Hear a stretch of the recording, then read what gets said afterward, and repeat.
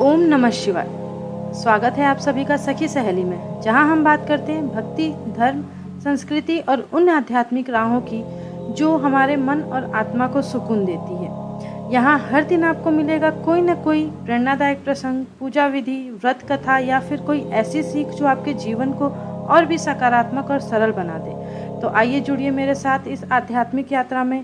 तो चलें अपने भीतर के सच्चे सुकून की ओर। आज मैं आपको बताऊंगी वो पौराणिक कथा जो शिव महापुराण में वर्णित है।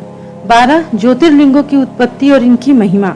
ये 12 ज्योतिर्लिंग केवल शिव के स्थान नहीं बल्कि पूरे ब्रह्मांड में शिव तत्व और शक्ति के प्रतीक माने जाते हैं। तो वीडियो के अंत तक बने रहिए ताकि शिव महिमा का हर रहस्य आप जान सकें। 12 ज्योतिर्लिंगों की उत्पत्ति कैसे हुई? शिव महापुराण के अनुसार सृष्टि के आरंभ में भगवान ब्रह्मा और भगवान विष्णु में यह विवाद हुआ कि इन दोनों में बड़ा कौन है। दोनों ही खुद ही को श्रेष्ठ बताने लगे। तब अचानक एक अनंत प्रकाश स्तंभ, ज्योति स्तंभ प्रकट हुआ। ब्रह्मा और विष्णु दोनों ने उस स्तंभ के अंत को ढूंढने का प्रयास किया। विष्णु जी नीचे पाताल में गए और ब्रह्मा जी ऊपर आकाश में गए। विष्णु जी ने हार मान ली, पर ब्रह्मा जी ने झूठ बोल दिया कि उन्होंने इसका सिर देखा। तभी उस प्रकाश स्तंभ से भगवान शिव प्रकट हुए। उन्होंने ब्रह्मा को झूठ बोलने के लिए श्राप दिया और विष्णु जी को उनकी सच्चाई के लिए आशीर्वाद दिया। वही अनंत ज्योति का प्रतीक ज्योतिर्लिंग कहलाया। ज्योतिर्लिंग का अर्थ क्या है? ज्योति यानी प्रकाश और लिंग यानी सृजन का प्रतीक। जहाँ जहाँ भगवान शिव ने अपने तेज और दिव्यता से सृष्टि के लिए ज्योति रूप में प्रकट होकर लीला की, वहाँ वहाँ 12 पावन ज्योतिर्लिंग स्थापित हुए। तो आइए 12 ज्योतिर्लिंगों के नाम, स्थान और संक्षिप्त कथा जानते हैं। सबसे पहले है सोमनाथ, जो गुजरात के प्रभास पाटन में स्थित है। यहाँ चंद्रमा ने भगवान शिव की आराधना कर अपने श्राप से मुक्ति पाई थी, इसी कारण शिव जी यहाँ सोमनाथ कहलाए। दूसरा है मल्लिकार्जुन, आंध्र प्रदेश में श्रीशैलम में स्थित है।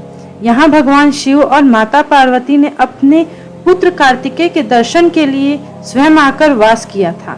तीसरा है महाकालेश्वर, मध्य प्रदेश उज्जैन में है।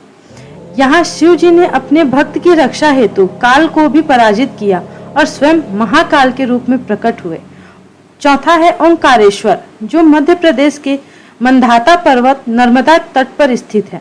यहाँ शिव जी ने अपने ओंकार रूप में प्रकट होकर देवताओं को असुरों से बचाया था। पांचवा है केदारनाथ, उत्तराखंड हिमालय में। यहाँ भगवान शिव ने पांडवों को दर्शन दिए और उनके पापों का नाश करने हेतु स्वयं लिंग के रूप में स्थापित हुए। छठवां है भीमाशंकर, महाराष्ट्र के पुणे के पास है। यहाँ शिव जी ने भीम राक्षस का वध कर पृथ्वी को मुक्ति दी थी। सातवां है काशी विश्वनाथ, उत्तर प्रदेश वाराणसी। भगवान शिव यहाँ स्वयं वास करते हैं। कहते हैं काशी कभी नष्ट नहीं होती क्योंकि शिव जी इसे अपने त्रिशूल पर धारण करते हैं। आठवां है त्र्यंबकेश्वर, महाराष्ट्र नासिक में स्थित है। यहाँ से गोदावरी नदी का उद्गम हुआ था। त्रिनेत्रधारी शिव ने यहाँ राक्षसों का संहार किया। नौवां है वैद्यनाथ, जो झारखंड देवघर में स्थित है। रावण की भक्ति से प्रसन्न होकर शिव जी ने यहाँ अपने रूप को प्रकट किया था। रावण के उपचार हेतु यहाँ शिव वैद्य कहलाए। 10वां है नागेश्वर, गुजरात द्वारका के पास है। यहाँ शिव जी ने दारुक नामक दैत्य का संहार कर अपने भक्तों को मुक्ति दिलाई। 11वां है रामेश्वर, तमिलनाडु रामेश्वरम। भगवान राम ने लंका विजय से पूर्व यहाँ शिवलिंग की स्थापना कर पूजा की थी। 12वां है घृष्णेश्वर, महाराष्ट्र एलोवेरा के पास। यहाँ शिव जी ने अपनी परम भक्त ग्रीष्मा को दर्शन देकर अनुग्रहित किया और यहाँ कृष्णेश्वर के नाम से पूजित हुए। इन ज्योतिर्लिंगों की महिमा विशेष क्यों है? शिव महापुराण कहता है कि जो भी श्रद्धा पूर्वक इन 12 ज्योतिर्लिंगों के दर्शन या स्मरण करता है उसे जन्म जन्मांतर के पापों से मुक्ति और मोक्ष की प्राप्ति होती है। यह स्थान केवल तीर्थ ही नहीं, भगवान शिव के अनादि अनंत रूप की जीवित अनुभूति है। तो यह थी 12 ज्योतिर्लिंगों की वह पावन कथा जो हमें जीवन में आस्था, श्रद्धा और सच्चाई के मार्ग पर चलने की प्रेरणा देती है।